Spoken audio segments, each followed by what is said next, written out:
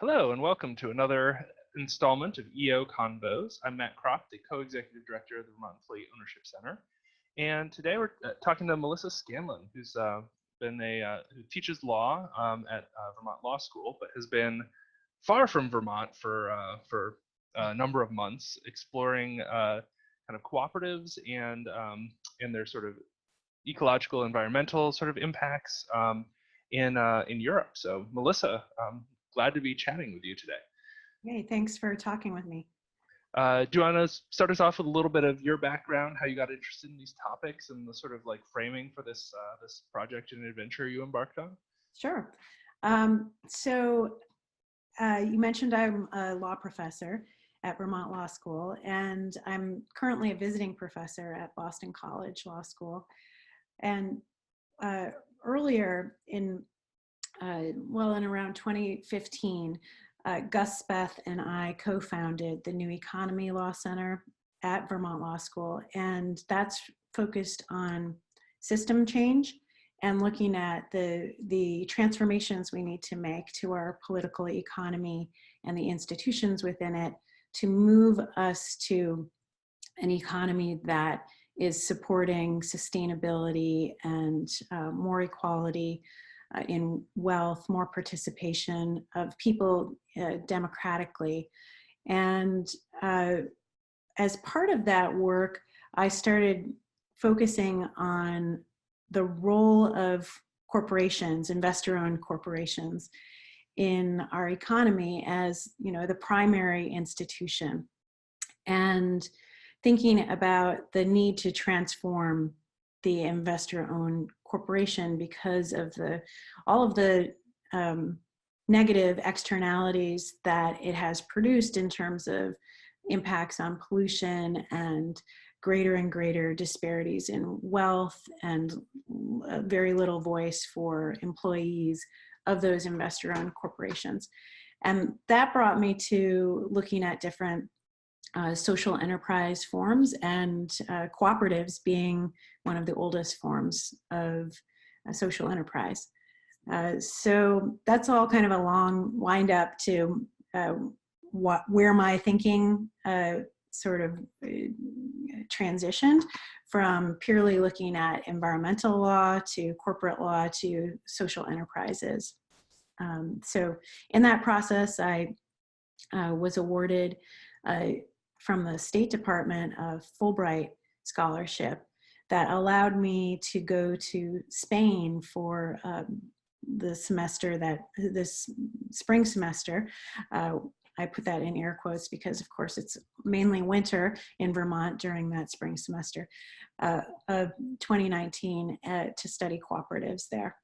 And before you get into kind of what that experience was, can you talk a little bit about what the sort of your sense of purpose and role or roles of the kind of Sustainable Economies Law Center, or was it New Economy Law Center? Sorry, there's also a Sustainable Economies Law Center in kind of both the broader legal world, but also kind of its role as you see it in Vermont. Yeah, so it's really a convener of people who are trying to develop thinking around these new systems and what the next system is. And it's a virtual center, meaning that we connect fellows from all over the country and some other parts of the world into the center and try to use the center as a way to highlight work that's already being done, to show that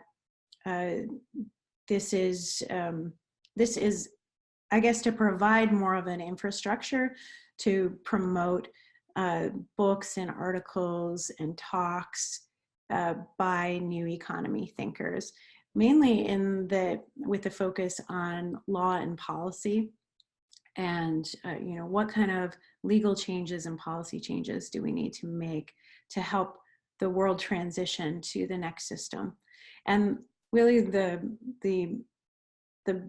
overarching goal here and focus is on the need to move the economy rapidly off of fossil fuels and to meet sustainable development goals that the United Nations member countries have unanimously adopted as goals to work towards achieving by 2030.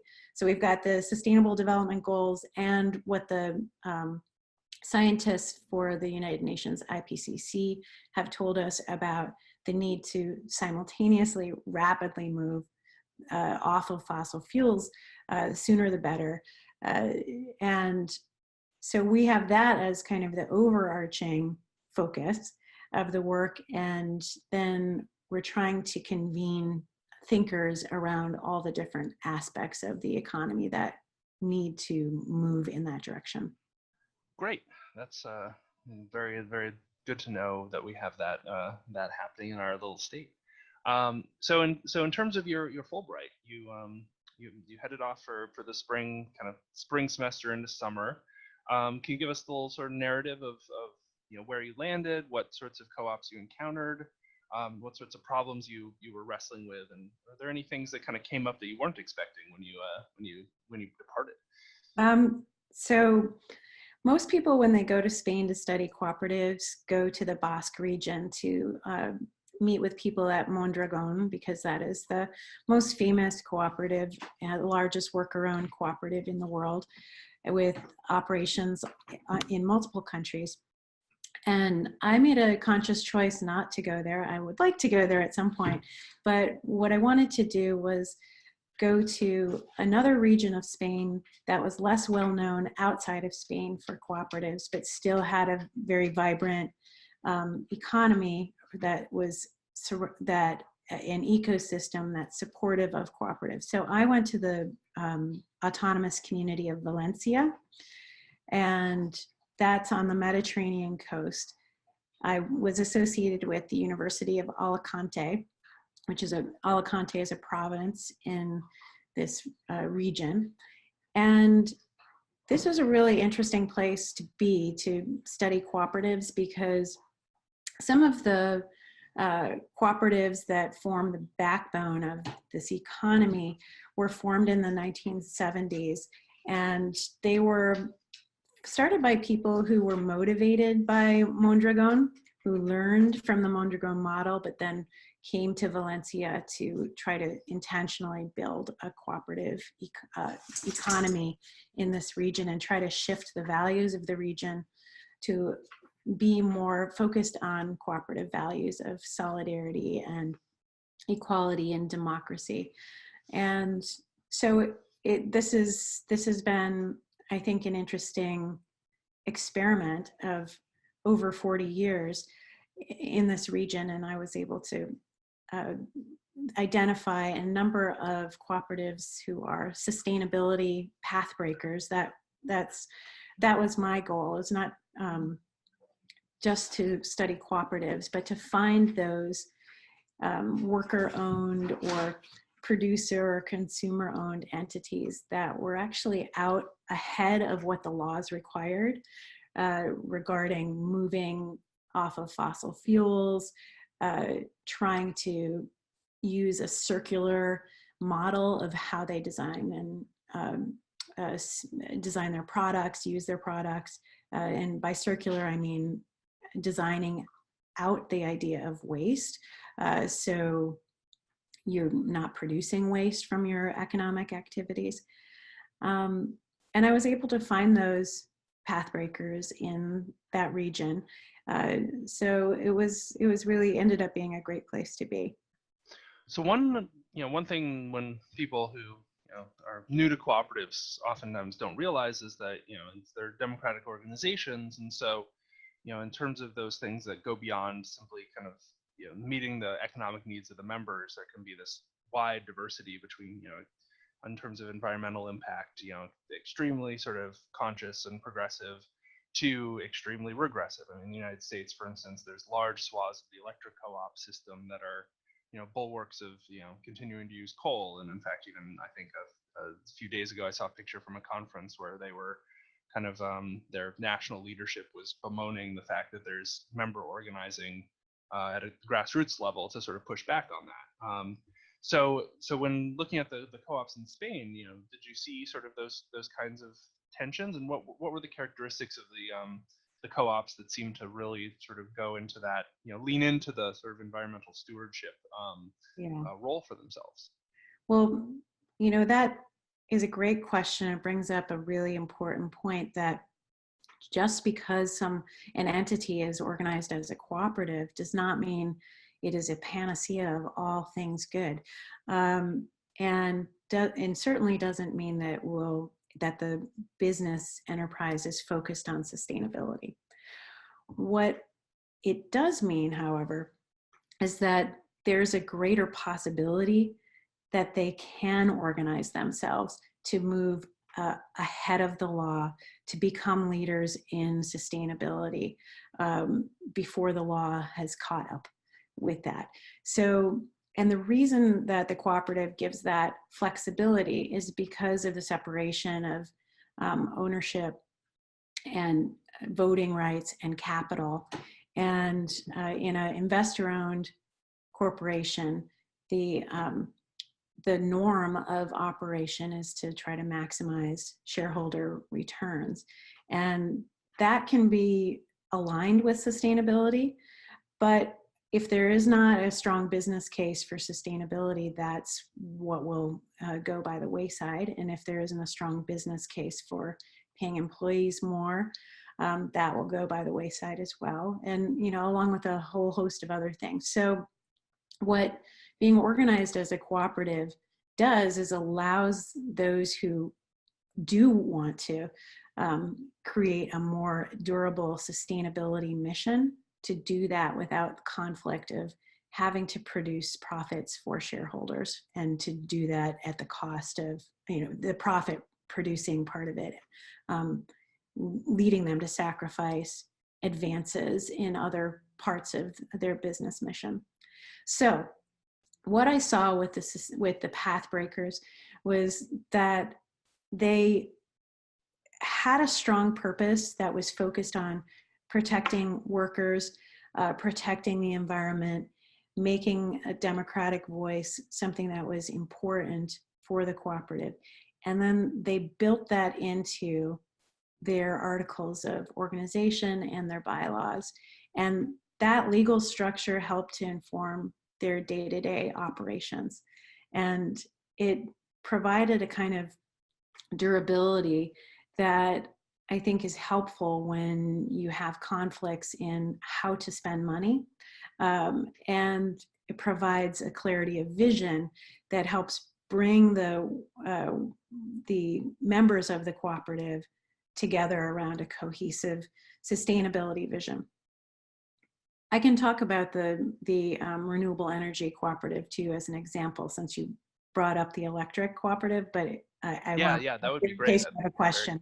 I'd be very curious to hear about that. Okay, so one of the cooperatives I studied was a renewable energy cooperative that was started in 2010, and it has grown to be the largest renewable energy consumer cooperative in Spain. It's a national co-op, and its entire focus is on transforming the energy model.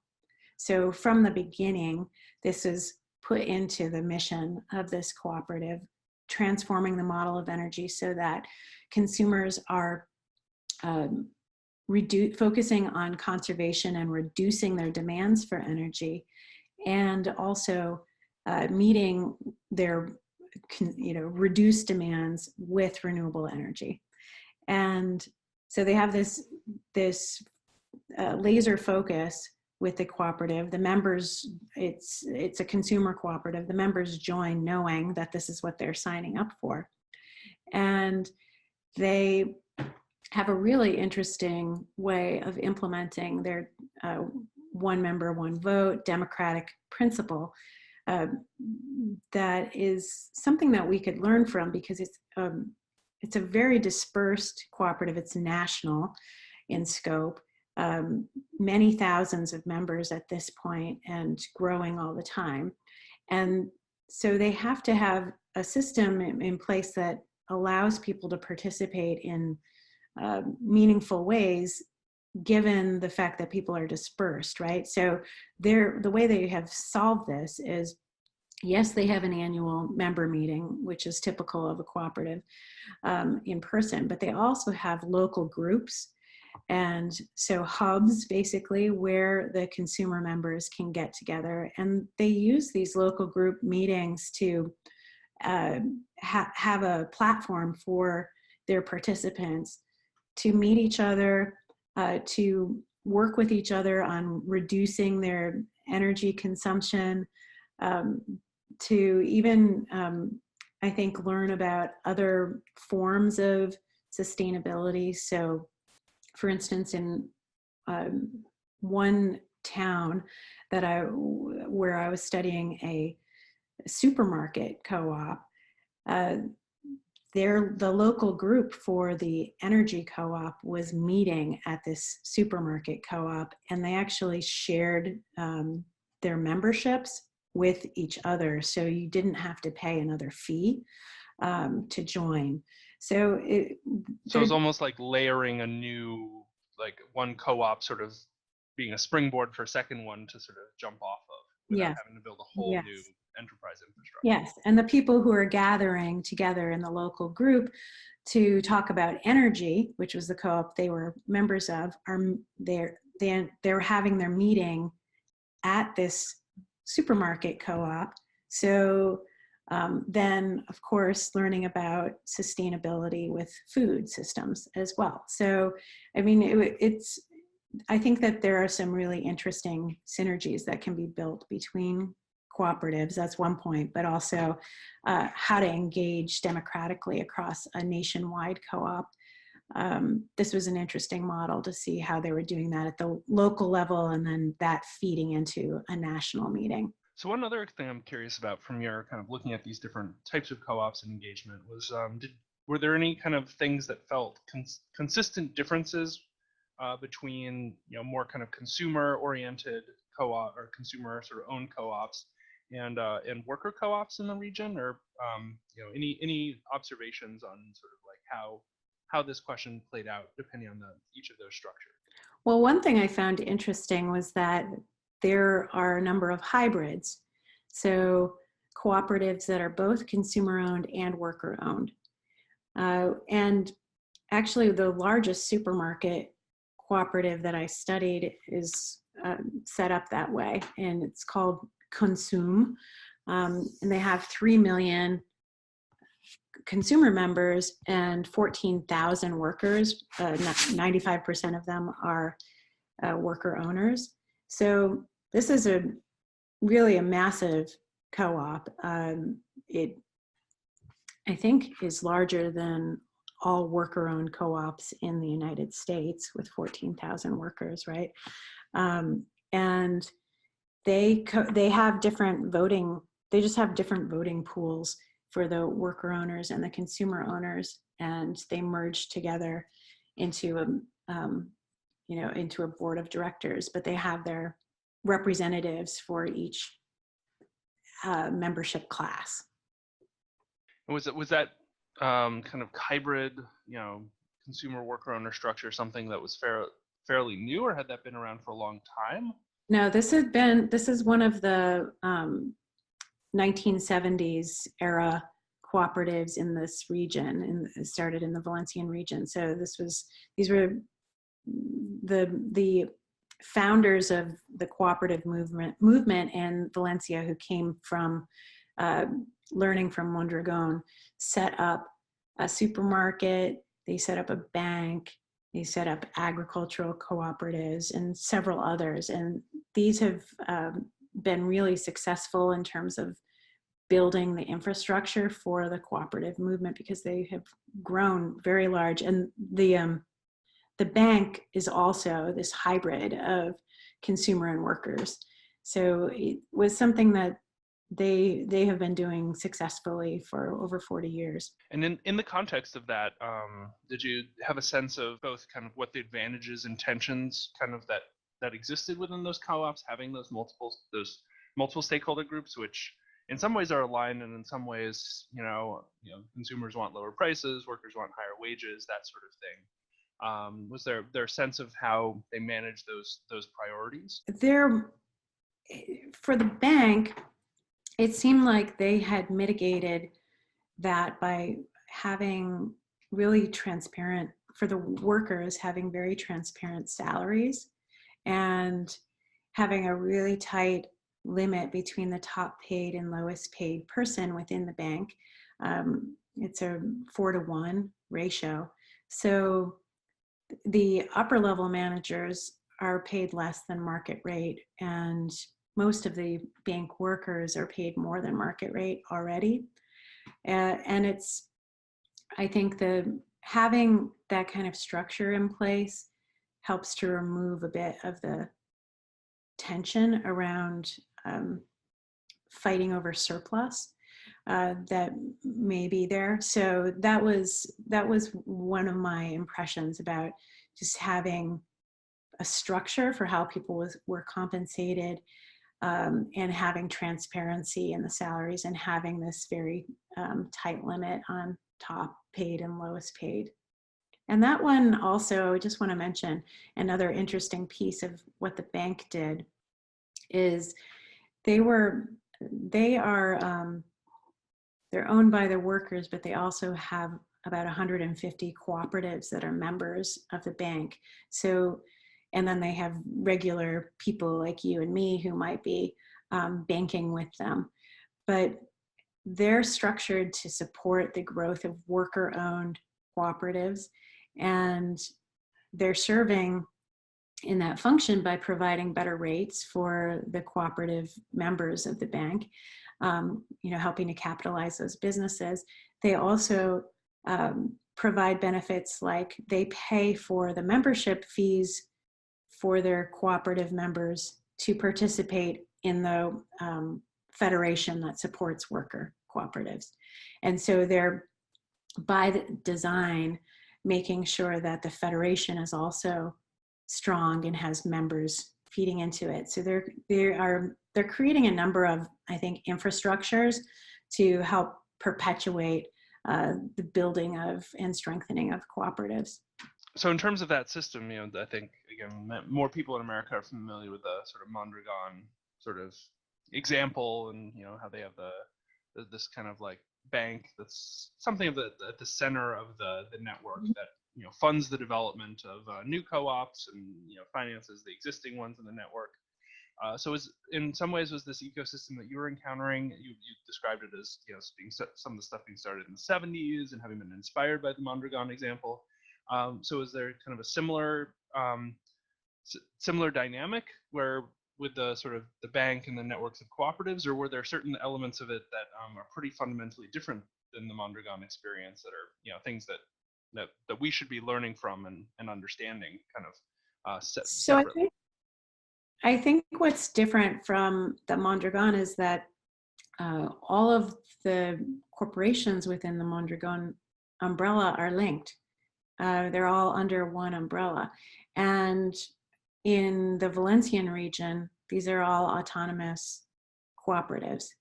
And so what they did was, I think, borrow concepts from Mondragon about democratic workplace, the power of worker-owned cooperatives, and they merged that with also having hybrids of worker and consumer cooperatives, having really focusing on the autonomy of each cooperative, but linking them together through federations. And they knew that they needed to capitalize the cooperative, so right away wanted to put together this bank. And that was definitely borrowed from Mondragon, knowing the importance of having the cooperative bank for Mondragon. But I think having each of them separate is a useful model for the United States, because it's more of how our cooperatives have developed all as separate entities. And what the Valencian experience shows us is how to create a really supportive ecosystem without having to have one monolithic ownership cooperative that everything else falls under. Does that make sense?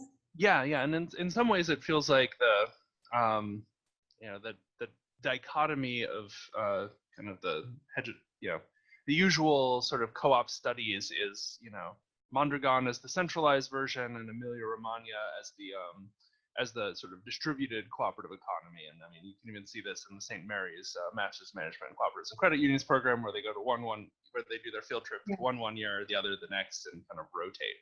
Yeah. So do you see the Valencia example as kind of its own separate thing, or fitting into that framework, or complicating that sort of that general understanding, sort of like how does that fit into this the usual discourse around kind of Yeah, I co-op? think it fits. I was supposed to go to the Emilia-Romagna region and study those cooperatives, and that trip has been postponed, so I haven't been there yet.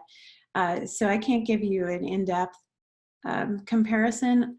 I think it fits into more of the dispersed model, clearly, but I suspect there are distinguishing factors between what they're doing in Emilia-Romagna and what they're doing in the rest of Spain outside of the Basque region. And just one of the features that's a little different is that in 2011, after the global economic crisis, the Spanish national government passed a law to promote their social economy. And they define that as including cooperatives, but also much broader than cooperatives. So labor unions, nonprofits, foundations, businesses that employ hard to employ people like formerly incarcerated people. And this is all part of their social economy. They have a national law that says that they want to change their economic model to strengthen this part of their economy. And then they have regional laws that are also implementing this and money that they're putting into it. And so in the Valencian community, they have an agency that is organized with this as its primary focus, promoting the social economy and cooperatives as a piece of that. And so they've been putting quite a bit of technical support and money from the government into the development of this business sector. So now that you're back in the USA, what sort of lessons do you see for cooperative, alternative economic, solidarity economy organizing kind of work from what you've seen and what you've experienced and what you've learned, in terms of both kind of questions of building our development ecosystems and engagement with both kind of existing and sort of new cooperatives? Yeah, so I'm really enmeshed in that right now because I'm turning the research that I did in Spain into a book on sustainability and how to redesign business for the next economy that we need to have to move us off of fossil fuels. And I've been doing some case studies of US cooperatives as well for that project. And I think that, one of the big lessons is how to have legal durability in the purpose and mission of the cooperative, that what kind of specificity you want to be drafting into the documents that form the cooperative and that manage it. Also the need to have a cooperative ecosystem that is very supportive, that starts with organizing the government economic development programs to orient them towards building this part of the economy and strengthening social enterprises through targeted grants and technical support, and the importance of the federations in providing also a way to link cooperatives and provide them with support, but also more narrowly that the federations could play a very important role in helping cooperatives rethink their sustainability focus and how they can be really leading the way in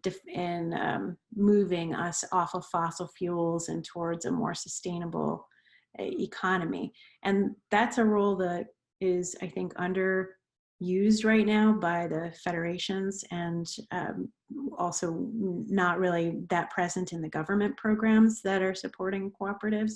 So there are some things that we could be doing that structurally help support the emergence of new path breakers in this area. So for people wanting to learn kind of more about your work, you said you're writing a book. Do you have any kind of blog posts or other things that that people can kind of follow along, kind of what you've been doing for the last 6 months? So I have a research blog that is Coop Verde, VERDE, .wordpress.com. And the book I'll announce the book progress on that research blog, and I can send you the link to it so you can have that as well. And hopefully the book will be out in 2020 or by the latest 2021. Yale University Press is publishing it, so stay tuned. Thanks for taking the time to share about this. Any final thoughts or reflections or kind of things that people should be considering as they do work in this field? I think that if you have a strong purpose, don't assume everyone else does. As if you're part of a founding group of members of a cooperative, to take the time to write it down and to take the time to put that into your bylaws is so important, because as you transition and the founders leave, you want to have created an institution that lives long into the future and that benefits the next generation of cooperative members and leaders as well. Great, thank you. And so this has been EO Convos. I'm Matt Croft, the co-executive director of the Vermont Employee Ownership Center. And this was the 5th episode. The next one we'll be having Steve Storkin of the Employee Ownership Expansion Network, which has been working on starting new employee ownership centers around the country to discuss what they've been up to. But until next time, thanks for checking this out. And of course, you can always find past episodes on the Vermont Employee Ownership Center's YouTube channel.